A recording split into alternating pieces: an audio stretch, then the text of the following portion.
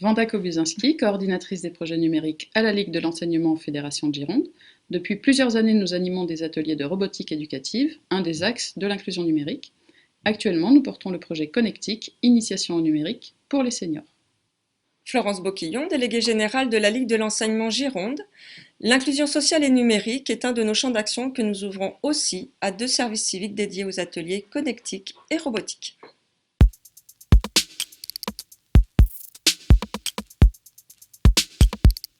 L'inclusion numérique, c'est donner à chacun les connaissances de base qui permettent de s'approprier les outils et usages numériques. C'est aussi rendre accessibles les environnements informatiques et les fonctionnalités des outils les plus couramment utilisés. L'objectif, c'est de permettre à chacun d'être suffisamment à l'aise pour continuer d'apprendre et d'évoluer en même temps que la technologie.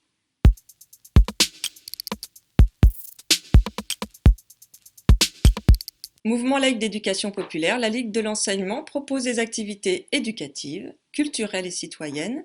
Elle s'adresse aussi bien aux enfants qu'à tous les publics défavorisés, fragilisés ou discriminés, des jeunes aux seniors.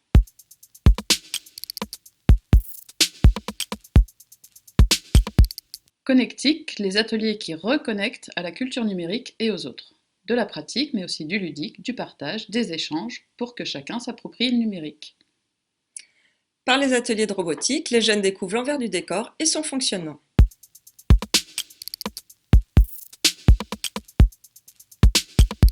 En ce qui concerne la robotique, nous sommes partenaires de la compétition internationale RoboCup Junior et du consortium Poppy-Station. Sur le projet Connectique, nous avons établi un mécénat de compétences avec le programme du groupe BNP Paribas. Nous faisons appel à PIX ABC, un parcours d'évaluation spécifique. La Fondation Orange et la Fondation Mutac sont aussi impliquées dans la mise en œuvre.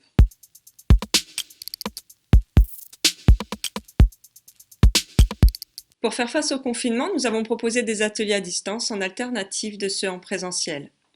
La crise a conforté l'urgence sociétale de former les publics les plus en difficulté. Nous avons pu identifier de façon plus précise leurs attentes.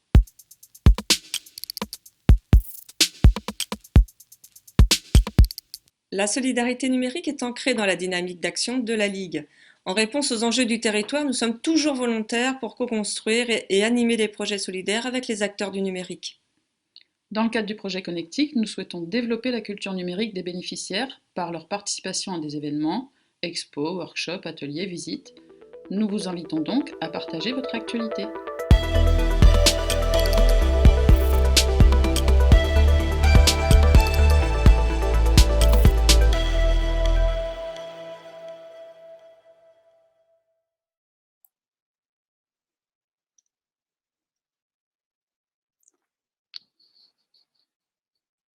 Bonjour, c'est à moi. Bonjour donc, merci Bordeaux Métropole de nous permettre de faire part de nos actions et de nos projets. On peut lancer le slide si vous voulez, voilà, merci, super. Donc Wanda Kobuzinski de la Ligue de l'enseignement Gironde, coordinatrice des projets numériques. Et aujourd'hui, effectivement, je souhaite vous parler à la fois d'une action qu'on a déjà en place sur le terrain, avec des ateliers de robotique éducative, la slide suivante, puis d'un projet que nous souhaitons mener auprès des seniors pour de l'accompagnement au numérique sur les outils et les usages. Voilà. Donc d'abord, commencer avec les ateliers qui sont déjà en place depuis 2019. Donc robotique et éducation populaire, donner du sens au code. C'est un projet qui a été initié par la Ligue de l'enseignement Nouvelle-Aquitaine, avec le soutien financier de la région Nouvelle-Aquitaine. Et il s'agit effectivement de mener des ateliers auprès d'enfants et d'adolescents scolarisés, enfin, en scolarité ou dans un cadre plus ludique, pour les initier à la robotique et éventuellement les amener à la RoboCup. Alors on peut s'arrêter là 2 petites minutes sur les slides pour vous dire que pourquoi ce choix de robotique éducative, puisque c'est un moyen d'amener les enfants à une éducation au numérique. Ça permet l'expérimentation et de comprendre l'influence des données sur le monde physique. Il y a la construction et l'utilisation des robots aussi, qui permet de comprendre comment sont construites les machines qui nous entourent, et il y en a de plus en plus, donc c'est intéressant. Et la programmation proprement dite, avec, là, pour les enfants, la compréhension, des algorithmes qui, influencent notre quotidien. La robotique éducative, c'est aussi un outil privilégié pour le développement des compétences, de multiples compétences, avec, la pensée critique, par exemple, puisqu'on est amené à comprendre et à être critique face aux technologies existantes. On développe une réflexion sur les défis éthiques des relations personnes-robots. La robotique permet la résolution de problèmes. On développe une attitude positive face aux problèmes comme source d'apprentissage et de résilience. On développe une approche interactive et de prototype pour résoudre une situation problème complexe. Il y a également le développement de l'analyse pour décomposer les besoins pour un défi robotique qui nous est donné. Et puis, ça permet de développer une capacité à déterminer une solution, à construire et à mettre en œuvre ensuite. La robotique, c'est aussi faire appel à la créativité puisque, au niveau de la conception, de la construction ou de la programmation, la créativité est en jeu. On est amené à trouver des solutions nouvelles, innovantes et pertinentes pour répondre à un défi robotique, là encore.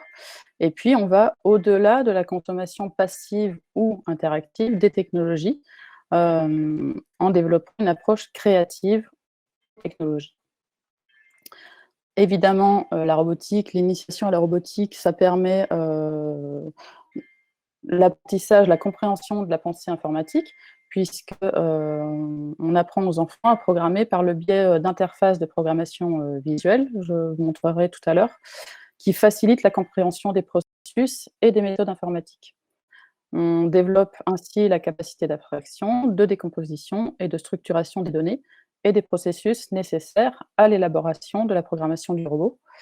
Et enfin, et en particulier dans le cadre de la RoboCup, la robotique, c'est aussi, faire appel à la coordination d'équipe et donc à la collaboration.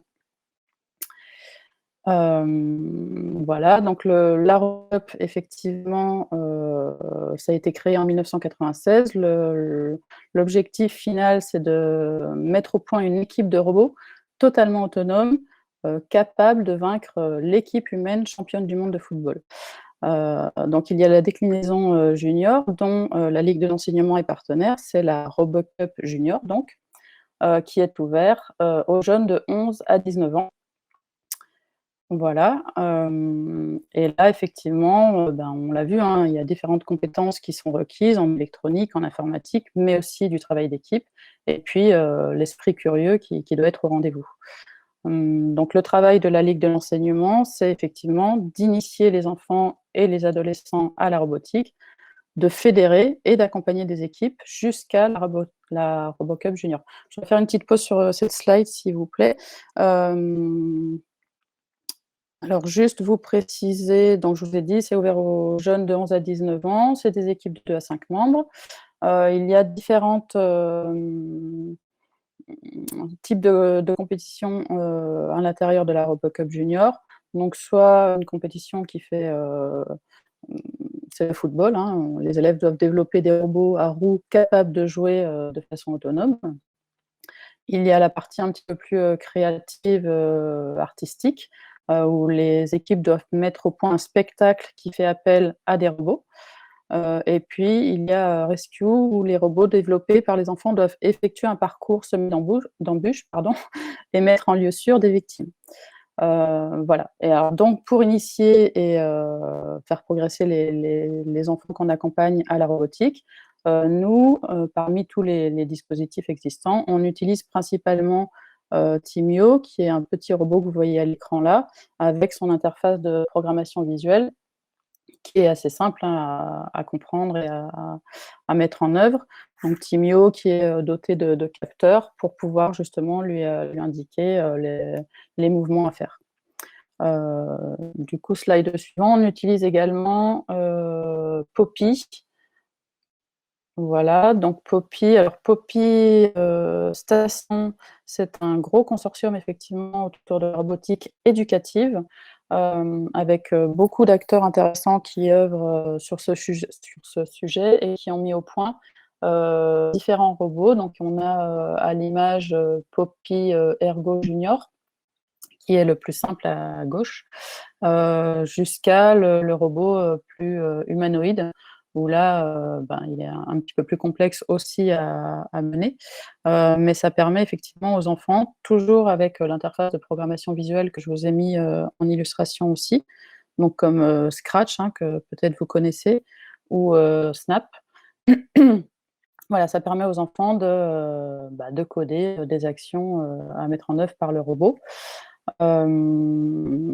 Juste une aparté, si le sujet vous intéresse, effectivement, Poppy Éducation, vous trouverez sur leur site pas mal de ressources et d'idées d'activités à mettre en œuvre avec les enfants et les robots. Et dernier outil qu'on utilise, nous, à la Ligue, c'est Mindstorm de Lego, là, qui dispose d'une interface dédiée, hein, qu'ils ont mis en place, qui est un petit peu plus évoluée. Mais voilà, on va crescendo dans les apprentissages et ça permet, vous voyez, aux enfants de quand même bien s'amuser et au-delà d'apprendre pas mal de choses. En 2019, on a mis en œuvre une petite trentaine d'ateliers pour des jeunes, des collégiens et des jeunes de Bassins, Artigues et Carbon-Blanc. On a formé et accompagné 3 équipes pour la RoboCup junior, jusqu'à ce qu'elle soit annulée, en tout cas reportée à cause du Covid, évidemment. Et donc, on va renouveler nos ateliers cette année avec en objectif la RoboCup junior 2020, qui aura toujours lieu à Bordeaux. Donc, on croise les doigts pour que tout se passe bien cette année et qu'on puisse y aller. Voilà. Là, pour la robotique, on verra tout à l'heure s'il y a des questions. En tout cas, si le sujet vous intéresse, n'hésitez pas à revenir vers moi ou à aller sur Poppy Station, Poppy Éducation directement. Donc slide suivant, s'il vous plaît. Voilà, le deuxième axe que je voulais développer, c'est un projet qu'on porte à la Ligue de l'enseignement de Gironde sur l'accompagnement des seniors au numérique. Pourquoi? Vous le savez, hein, si vous travaillez dans l'inclusion numérique, les seniors, c'est un public particulièrement touché par l'exclusion, la fracture numérique ou l'électronisme, en tout cas par des difficultés, voire une incapacité à posséder les compétences numériques de base et à se servir d'internet. Mmh, donc notre réflexion, ça a été de se dire c'est un public dont le besoin est fort. On a pu d'ailleurs communiquer avec certains qui nous ont fait part de leur désir également d'être accompagnés, mais c'est un public également qui a ses spécificités. D'abord en termes d'apprentissage, enfin par rapport à l'apprentissage et aussi par rapport au numérique.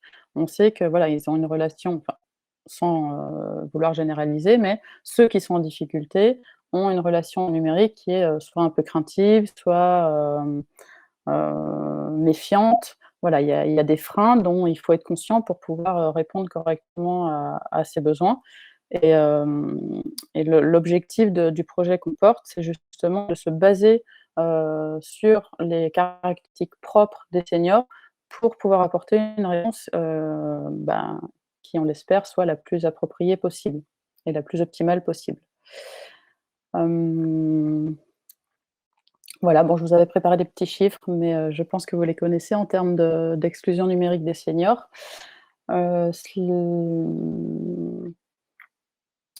OK. Donc le projet qu'on porte s'appelle Connectic pour la reconnexion au numérique. Il s'agit vraiment d'un projet qui est pensé pour les seniors et dont l'approche leur est spécifique. Voilà. On travaille effectivement à la Ligue de l'enseignement Gironde dans le cadre du dispositif Lire et faire lire avec des bénévoles qui sont des retraités. Donc on a pu constater déjà difficultés face au numérique. au quotidien et encore plus pendant le confinement puisque là, de fait, pour pouvoir continuer à collaborer avec eux, il fallait passer par le numérique. Pour certains, c'était impossible, et pour beaucoup, très compliqué.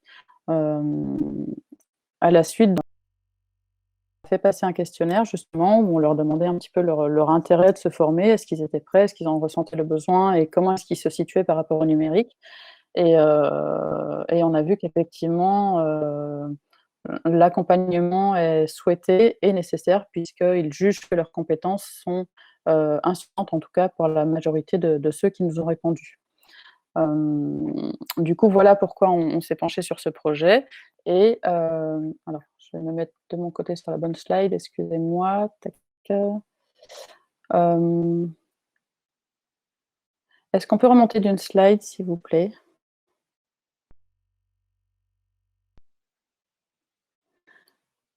Voilà, donc la démarche, hem, on s'est basé sur l'étude, des freins et des leviers potentiels des seniors. Donc en tant qu'apprenants, qu'est-ce qui les motive? Qu'est-ce qui les rebute? Quelle serait la méthodologie la plus adaptée aux difficultés qu'ils peuvent, avoir, face à l'apprentissage déjà? Donc les difficultés liées à l'âge, au vieillissement, en termes cognitifs ou même psychologiques, voire, physiques et sociales. Et le même travail a été effectué, pour comprendre la relation des seniors au numérique. Et on s'est basé sur, cette étude-là pour, que ces freins et ces leviers nous servent vraiment de base à la méthodologie proposée, que je vais vous décrire là, qu'on souhaite développer avec les ateliers. Et ça donne donc, une méthodologie, excusez-moi, hop, qui propose un cadre convivial, parce que, on n'est pas du tout dans une démarche de formation descendante, et il est important pour les seniors de se sentir, dans un cadre bienveillant pour favoriser l'apprentissage, pardon. Donc des petits groupes, un accompagnement qui soit effectivement bienveillant et continu avec, les ateliers sont pensés de telle sorte qu'entre chaque atelier qui aurait lieu de façon hebdomadaire, a priori, les participants puissent continuer à nous joindre et à nous poser des questions ou à nous solliciter en cas de difficulté. Donc une grande disponibilité des médiateurs, la participation des seniors qui serait fortement encouragée pendant les ateliers et en dehors, à distanciel, parce que c'est aussi une façon de valoriser leurs compétences et de renforcer leur estime de soi. Et puis, donc l'animation de la communauté d'apprenants, pour juste créer, une émulation dans le groupe et permettre aussi, la pratique des seniors. Voilà. Est-ce qu'on peut passer à la slide suivante, s'il vous plaît?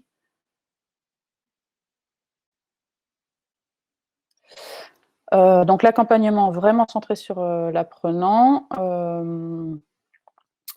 avec oui, donc la médiation est basée sur les principes, géragogiques, donc on n'est plus dans la pédagogie on s'adresse pas à des enfants, on n'est pas dans l'andragogie parce qu'on s'adresse pas à des adultes. En tout cas, on a souhaité effectivement, s'inspirer de la géragogie pour coller aux caractéristiques du public senior.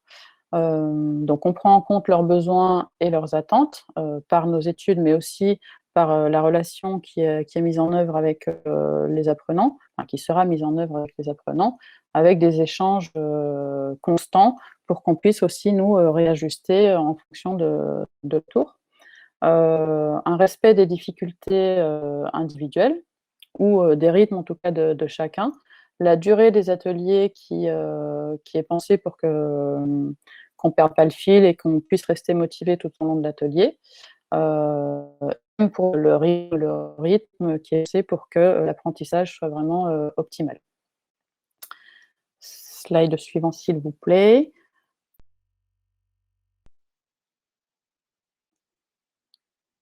Merci et voilà et les études qu'on a pu, mener, lire en tout cas, montrent que, pour ce public spécifique, le développement de la confiance est assez primordial. Donc on a pensé les ateliers dans ce cadre-là, en citant la coopération et l'entraide, avec une posture du médiateur qui soit vraiment, comme, un facilitateur techniques et relationnels. Les approches et les contenus effectivement, suffisamment diversifiés pour répondre aux différentes typologies, d'apprenants, puisqu'on sait qu'on n'apprend pas tous de la même façon et qu'il est important aussi de pouvoir, donner à chacun, en fonction de comment il apprend le mieux. La valorisation de chacun, le renforcement effectivement d'auto-efficacité, qui sont très importants pour que l'apprenant, quel qu'il soit, hein, mais en l'occurrence le senior, reste engagé dans sa démarche, d'apprentissage. Puisse déjà s'y inscrire et il reste engagé. Voilà, je pense que c'était l'avant-dernière slide ou la dernière.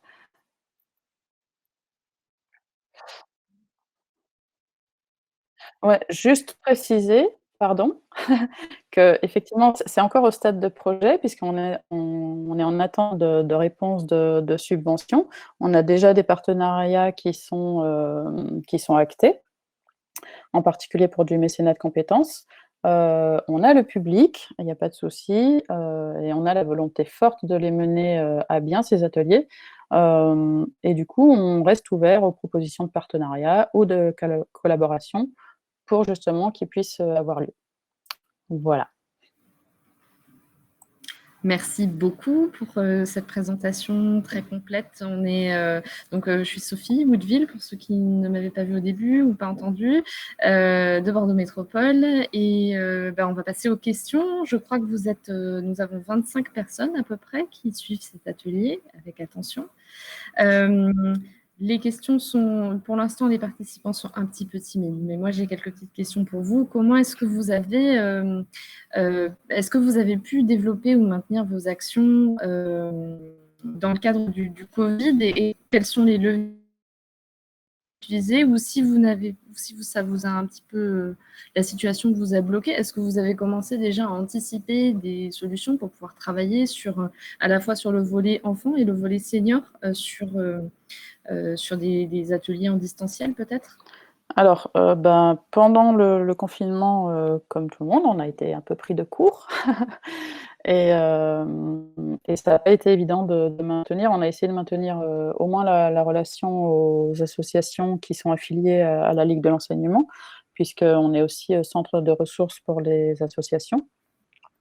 Voilà, et en fonction, du public auquel on s'adresse, effectivement, voilà, je vois ma collègue pour le dispositif Lire et faire lire, avec justement les seniors dont je vous parlais, ça a été difficile. Ils ont réussi, hein, mais c'était, assez compliqué. Et puis, moi de mon côté, j'ai proposé à certaines associations effectivement de pouvoir mettre en œuvre des formations, à distance. Bon, finalement ça n'a pas eu lieu, mais effectivement là du coup on anticipe, puisque ne sachant pas à quelle sauce on va être mangé, et on réfléchit fortement, à au moins l'hybridation de certaines des formations que des collègues donnent à des professionnels ou même au grand public, qui vont avoir lieu là prochainement en présentiel. On va réfléchir, oui, à ce que ça puisse devenir, au moins en partie numérique. Mmh. Et autre question, on voit à travers vos exemples très riches l'utilisation de l'outil numérique et on parle souvent de l'utilisation de l'outil numérique pour développer les fameuses soft skills qu'on appelle un petit peu comme ça sur développer le travail en équipe, la confiance en soi, etc. Est-ce que pour vous, le numérique, ça doit être utilisé pour un levier de cette manière-là, ou est-ce que ça devrait devenir une matière à part entière pour les enfants à l'école? C'est une riche question, Vaste, Sophie, vaste merci. question, je sais. J'aurais dû préciser, pas de question piège, Sophie. Non, en fait, je pense ça pourrait devenir une matière à part entière, mais en tant que culture numérique parce que, Mmh. parce qu'effectivement, on sait que les enfants, ils ont pas trop de mal à s'approprier les outils et certains usages. Après, de comprendre fondamentalement ce qu'il y a derrière, même nous, les adultes, hein, c'est pas forcément le cas, et il y a vraiment une éducation à faire ou à refaire à ce niveau-là. Et ouais, ce serait très intéressant qu'on commence dès l'enfance, effectivement, à inculquer cette culture-là, que ce soit ben oui, de la manipulation avec les outils, des usages, parce que j'ai travaillé avec des jeunes aussi, et je sais que quand il s'agit d'usages professionnels, ils ne sont pas forcément aussi à l'aise que pour les usages plus récréatifs, on va dire. Et puis oui, la compréhension un peu plus globale du système et de ce qu'il y a derrière, les algorithmes, les données, la partie éthique aussi, politique. Oui, c'est assez riche, donc c'est une bonne idée. Oui, la pédagogie du numérique, alors ça ne se voulait pas du tout être une question piège. Je pense que c'est une question à laquelle on a tous des sensibilités différentes, et je pense qu'il n'y a pas forcément une bonne réponse, hein, donc ça se voulait pas du tout être une question piège. Moi, j'ai une autre question par rapport à, vous parliez de l'animation des communautés des apprenants, alors plus sur le volet senior. Quels sont les leviers que vous utilisez justement pour animer ces communautés d'apprenants? Alors, comme c'est encore en projet, voilà, c'est encore en projet, mais Quelles sont là, les pistes que vous étudiez alors? ouais. Le fait qu'il y ait déjà des ateliers en présentiel et que les seniors se connaissent et se côtoient, j'espère que ça va favoriser effectivement l'esprit de groupe, et qu'on va faire perdurer en ligne, avec aussi, parce que c'est un apprentissage par le faire aussi, donc ça va être une continuité de l'apprentissage. Ça va être le levier, ça va être évidemment le climat convivial qu'on pourra mettre en œuvre sur les réseaux qu'on va utiliser. Ce que j'ai oublié de préciser tout à l'heure dans la présentation de ce projet, c'est que justement, l'objectif, c'est de développer la culture numérique aussi des seniors, et de leur permettre, de les inciter, en tout cas fortement, de les inviter à participer à des événements autres, sortir des ateliers et puis aller visiter un Fab Lab, aller à une conférence sur un thème du numérique. Etc. Participer à des jeux aussi en ligne, voilà, pour que la vision soit élargie et qu'on puisse aussi apporter un côté un peu plus ludique, en tout cas moins formel. Donc moi, c'est un levier que j'ai envie d'activer, justement, ce côté le numérique, ça peut être aussi sympa. C'est pas que pour les démarches, c'est pas que pour les achats, et voilà. On peut aussi s'enrichir de façon différente avec le numérique. Parfait, c'est formidable, merci beaucoup. Merci Wanda de votre Merci intervention à vous. très claire. Il est 12h28, donc nous allons rendre l'antenne. Merci à tous d'avoir suivi cette intervention, et je vous souhaite une très belle journée. Merci beaucoup à vous. Bonne journée.